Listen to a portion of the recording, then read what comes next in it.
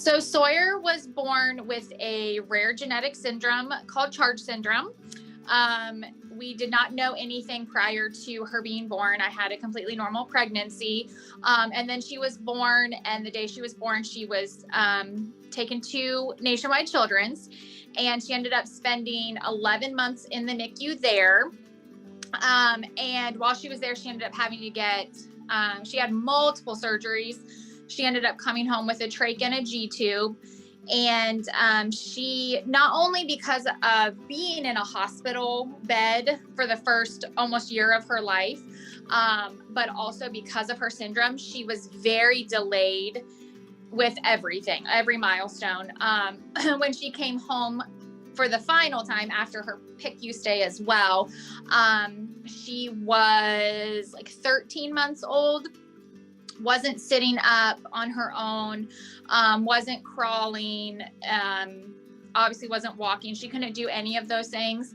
And so that was obviously something that we were trying to play catch up with once we were home, and in the setting that, she was able to keep up with her siblings and things like that. And she started just progressing so much faster because she did get therapy while in the NICU and the PICU, but it's such a different environment than when you're at home and you can use like your own things as motivation to try to get her to do, what you're trying and stuff like that. What I really love about early intervention because we did early intervention, and then she also does like private therapy at a facility. And there were a few things that we noticed specifically with Sawyer. She was more comfortable in her home, obviously. She would just, I don't want to say perform, but she would do the things better in her own home.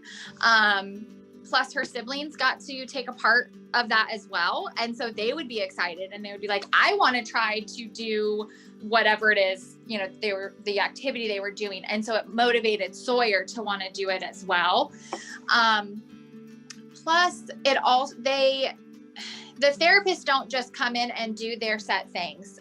They are all about teaching the parent or the caregiver how to do this in everyday life and how to incorporate it in just what you're doing.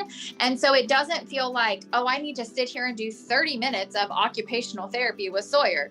It is, okay, all of us are going to play with Play-Doh, and these are the things that we're going to work with. And this is how this is going to help Sawyer with different delays she might have. And so it made it just, made me more educated on how to take everyday life and turn it into therapy for her, instead of we just go and we sit in a room and which is great in its own way as well. Right.